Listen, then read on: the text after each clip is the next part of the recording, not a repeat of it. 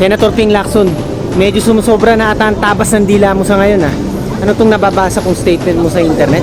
Na bawal magkasakit dahil mahal ang gamot? Na bawal magkawarrant dahil baka magkasakit, ha? Patama ba yan kay Senator Marcoleta? Ha?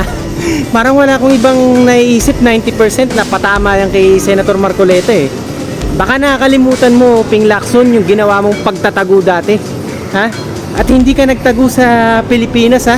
Lumabas ka pa talaga ng bansa at nagtago ka sa ibang bansa nang mahigit 1 taon, Ping Lacson.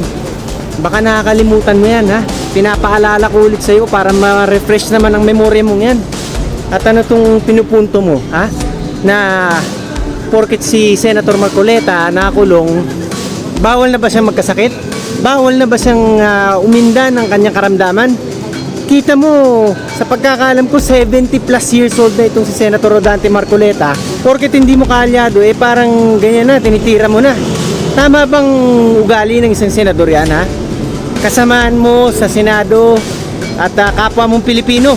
Yun ang pinaka-importante dun eh. Eh ganyan ang magiging statement mo na para bang nakakalimutan mo yung dating pinaggagawa mo dyan sa buhay mo na yan, Ping Lacson. Alam mo, si Senator Marcoleta, ha? Magkaiba kayo, milya-milya ang layo nyo.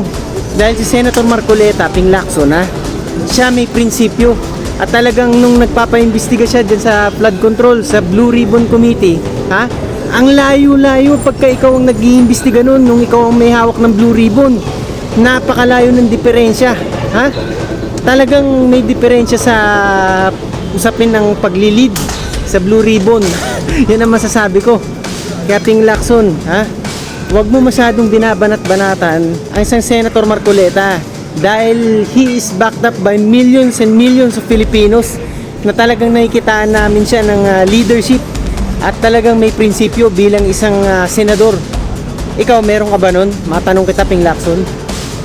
Alam mo, Ping Lacson, sa edad mong yan, dapat marami ka na sanang kinatandaan eh, ha? Pero parang sa ngayon eh, hindi ko alam kung nagiging patras ba ang estilo mo sa politika o ang leadership mo, no? At parang napapadalas na lang ang pagiging masalita mo, yung pagiging madadamo, no? Kaysa sa talagang actual na pagtatrabaho o gawa. Alam mo, bago ka magdadakdak ng ganyan, Senator Ping Lacson, ha? Unahin mo muna sana yung mga kamalian. At huwag ka matatakot na magsalita kahit na may mabangga ka dyan sa taas, sa palasyo. Eh magaling ka magsalita pagka ang binabangga mo eh hindi ka partido kapag kalaban ng administrasyon. Bakit ba? Dahil ang kapangyarihan eh nasa bulok na administrasyon ngayon, ha? Sa bangag na administrasyon, ha? Alam mo, Ping Lacson, kung matapang ka talaga, ha? Hindi ka magsaside kung sino ang nasa kapangyarihan sa ngayon, ha? Yan ang masasabi ko sa iyo. Kung talagang matapang ka, eh lumugar ka kung saan ang interes ng taong bayan, kung saan ang interes ng sambayan ng Pilipino at hindi sa mga makapangyarihan, hindi sa may hawak ng judiciary o ng kapulisan at ng lahat, pati military. Hindi nakakatakot yun, Senator Ping Lacson. Ang nakakatakot sa lahat, kapag wala kang iniwang magandang legacy sa sambayan ng Pilipino, kapag wala kang iniwang magandang alaala sa taon, sa kinahaba-haba ng pagsiservisyo mo, yan ang nakakatakot. Dahil pagdating ng panahon na ikaw ay wala na dyan sa posisyon mong yan, ha? Ano na lang ang maalala sa'yo ng tao? Ano na lang ang maalala sa'yo ng mga kamag-anak mo kahit na mga nakakilala sa'yo? Anong pinagagawa mo sa Senado? At ano bang talagang pinanindigan mo, no? Bilang isang public servant. Yan ang itanong mo sa sarili mo, magmuni-muni ka, Senator Ping Lacson, ha? Naman sa mga tulong.